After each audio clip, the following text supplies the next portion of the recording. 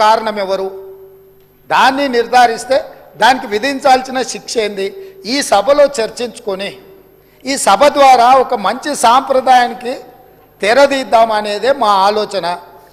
ఈరోజు మేము దానికోసమే ఆ ప్రాంత శాసనసభ్యుడు కాబట్టి గతంలో గవర్నర్ గారు ఉండే వారి పేరు ఎందుకు కానీ వారు ఏమన్నారు కాళేశ్వరరావు అని అన్నాడు హరీశ్వరరావు బదులు। కాళేశ్వరరావు గారిని కూడా ఈరోజు మేము అక్కడికి కాళేశ్వరం పోదామని అడుగుతున్నాము। మేము ఆహ్వానించడంలో ఉన్న తప్పేముంది అధ్యక్ష? ఇప్పుడు మేము ఒకవేళ బై రోడ్డు మేము బస్సులు పెట్టుకున్నాం అందరం కలిసిపోయినట్టు ఉంటుందని, ఒకవేళ ఏదైనా మీకు బస్సులో ఇంత దూరం ప్రయాణం చేయడానికి ఏదైనా ఉంటే ప్రభుత్వానికి అధికారికంగా హెలికాప్టర్ ఉన్నది। పెద్దలు చంద్రశేఖరరావు గారి కోసం ప్రత్యేకంగా హెలికాప్టర్ను కూడా రాష్ట్ర ప్రభుత్వము సిద్ధంగా ఉంచింది బేగంపేట ఎయిర్పోర్టులో।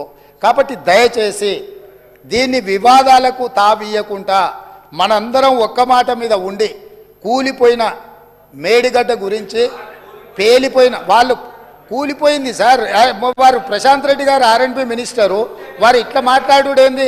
వీళ్ళే బాంబులు పెట్టి పేల్చిందని పోలీస్ స్టేషన్లో కంప్లైంట్ పెట్టిండ్రు। బాంబులు పెట్టి పేలిస్తే సింపుల్ లాజిక్ అధ్యక్ష, ఏదైనా బాంబులు పెట్టి పేలిస్తే శకలాలు గాల్లోకి ఎగురుతాయి అధ్యక్ష, భూమిలోకి పోవు। ఇది వాళ్ళు రాసే అబ్బాయికైనా అర్థమైంది, బాంబులు పెట్టి పేలిస్తే గాల్లోకి ఎగురుతుంది అధ్యక్ష, భూమిలోకి కుంగదు। పోలీస్ స్టేషన్లో అట్లా కంప్లైంట్ పెట్టిండ్రు కాబట్టి ఇది బాంబులు పెట్టి పేల్చిండ్రా లేకపోతే కింద ఇసుక కలిగి పిట్టగూడు కడితే పీకమేడలు కడితే కుంగిందా? ఇవన్నీ కూడా సమాజం తెలుసుకోవాల్సిన అవసరం ఉంది। సభ్యులుగా చర్చించే ముందు మనందరం కూడా అక్కడికి వెళ్దాము।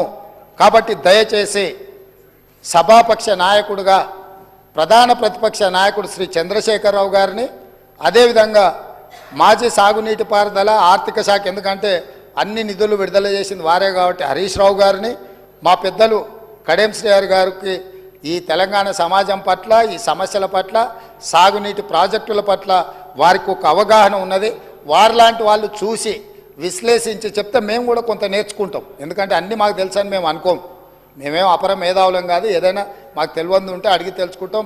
శ్రీహరి గారు లాంటి వాళ్ళు అనుభవజ్ఞులు, తుమ్మల నాగేశ్వరరావు గారు లాంటి అనుభవజ్ఞులు గతంలో ఈ శాఖలలో మంత్రులుగా బాధ్యతలు నిర్వహించిన వాళ్ళు ఉన్నారు। కొత్త తరం నేర్చుకోవాల్సిన అవసరం ఉన్నది। నాకు కూడా శాఖలు ఎప్పుడు నేను నిర్వహించలేదు కాబట్టి నాకు కూడా నేర్చుకోవాల్సిన అవసరం ఉన్నది, నేర్చుకోవడానికి నేను సిద్ధంగా ఉన్నా। కాబట్టి దయచేసి ఇక్కడి నుంచి మనం అందరం బయలుదేరి అక్కడ చూసి అక్కడ ఉన్న పరిస్థితులను అన్నిటిని కూడా అవగాహన చేసుకొని రేపో ఎల్లుండో తమరి అనుమతి తీసుకొని మంత్రి గారు శ్వేతపత్రం ప్రవేశపెడతారు। శ్వేతపత్రంలో తెలంగాణలో ఉన్న ప్రాజెక్టులు అన్నిటి మీద చర్చ చేద్దాం, అదేవిధంగా కాళేశ్వరరావు గారి మీద వీటి మీద చర్చ చేద్దాం। ఇది ఎవరెవరికి ఏటీఎంగా మారింది, దీని సంగతి ఏంది, దీని కథ ఏంది, దీని కమామిస్ ఏంది, ఈ సభలో చర్చించుకుందామని తెలియజేస్తూ తమరు అవకాశం ఇచ్చినందుకు ధన్యవాదాలు తెలియజేస్తూ అందరినీ రావాల్సిందిగా, ప్రత్యేకంగా అందరినీ రావాల్సిందిగా, మళ్ళీ మీరు రేపో ఎల్లుండి అనుమతి ఇచ్చినప్పుడు దీని మీద చర్చ చేయడానికి మీరు అవకాశం ఇవ్వాల్సిందిగా కోరుకుంటున్నాను అధ్యక్ష।